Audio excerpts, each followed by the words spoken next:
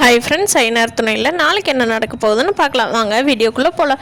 நம்ம சேனல் இன்னும் சப்ஸ்கிரைப் பண்ணாதவங்க சப்ஸ்கிரைப் பண்ணிக்கோங்க. லெவனோட விஷயத்திலிருந்து எல்லாரும் வெளியே வந்துடலான்னு தான் நைட் எல்லாரும் படுக்கிறாங்க. ஆனால் யாருக்குமே அந்த வலி இன்னும் முழுசாக ரிலீஃப் ஆகலை. என்ன பல்லவன் அப்படி காரியத்தை செஞ்சுட்டு வந்திருக்கான்னு இல்லையா.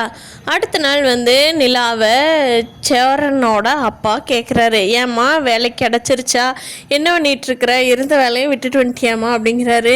இல்லை அங்கிள், நான் வேலை தேடிக்கிட்டு தான் இருக்கிறேன், எனக்கு எல்லாமே ஃப்ரெஷர்னு வேலை கொடுக்க மாட்டேங்கிறாங்க அப்படின்னு சொல்லிகிட்ருக்காங்க நிலா. அப்போது சோழன் வேகமாக வந்துட்டு சொல்கிறாரு, அவங்க நினச்சா கம்பெனி முதலாளியே ஆகலாம்ப்பா, ஆனால் அவங்க தான் நினைக்க மாட்டேங்கிறாங்க, யோசிச்சுட்ருக்குறாங்க அப்படிங்கிறாங்க. சேரன் என்னப்பா சொல்கிற, கம்பெனி முதலாளி ஆகலாமா, என்ன சொல்கிறான் சோழ அப்படின்னு கேட்குறாரு. அப்புறம் அவங்க ஃப்ரெண்டு சொன்ன விஷயத்தையெல்லாம் நிலா சொல்கிறப்போ, பாண்டி என்னால் முடிஞ்ச அமௌண்ட்டு நான் ரெடி பண்ணி தரேனுங்க அப்படிங்கிறாங்க. அதுக்கு நிலா, இல்லை பாண்டி அதெல்லாம் ஒன்றும் வேண்டாம் அப்படிங்கிறாங்க.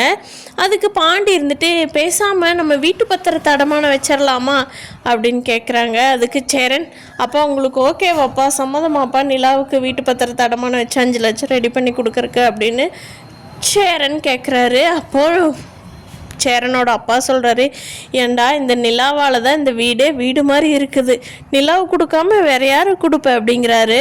இப்போ கரெக்டாக வானதி என்ட்ராகிறாங்க. வானதி சொல்கிறாங்க, என்னமோ வீடுன்னு பேசிகிட்டு இருந்தீங்க அப்படிங்கிறாங்க. அது ஒன்றும் இல்லை வானதி, அன்றைக்கி அமௌண்ட் 5 லட்ச ரூபா தேவைப்படுது, 5 லட்சம் வெளியில் பரட்டினோம்னா ரொம்ப சிரமம், அதனால் இந்த வீட்டு அடமானம் வச்சு வாங்கிக்கலான் இருக்கோம் அப்படிங்கிறாரு பாண்டி. அதுக்கு வானதி, என்னது வீட்டு அடமானம் வைக்கிறீங்களா, நீ வீட்டையெல்லாம் அடமானம் வைக்கக்கூடாது அப்படிங்கிறாங்க. அதுக்கு பாண்டியோட அப்பா என்னம்மா நீ என்னம்மா எனக்கு அட்வைஸ் பண்ணுற, இந்த வீடு என் பேரில் இருக்குது, வானதின்னு உன் பேரில் ஒன்றும் இல்லைம்மா அப்படிங்கிறாரு. இருந்தாலும் நானும் இந்த வீட்டுக்கு வரப்போகிற மருமக தானே, நீங்கள் பாட்டுக்கு கொண்டே அடமானம் வச்சுட்டு இந்த வீட்டை திருப்ப முடியலன்னா எனக்கும் சேர்த்து தானே இந்த வீடு இல்லாமல் போயிடும் அப்படிங்கிறாங்க.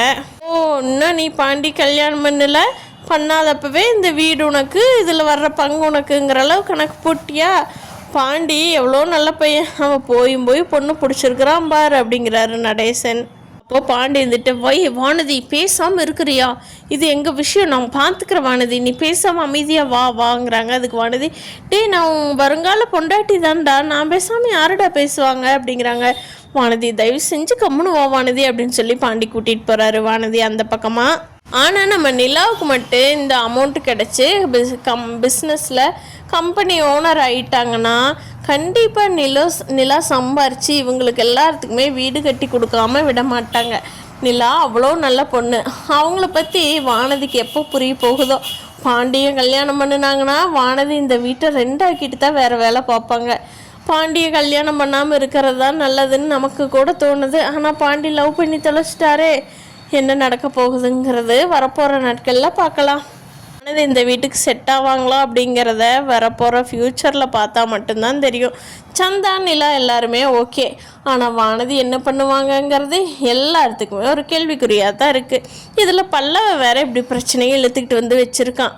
ஃப்ரெண்ட்ஸ், ஐயனார் துணை நாளுக்கு நாள் இன்ட்ரெஸ்டிங்காக போயிட்டுருக்குது. அடுத்தடுத்து என்ன நடக்க போகுதுங்கிறத வரப்போகிற நாட்களில் பார்க்கலாம்.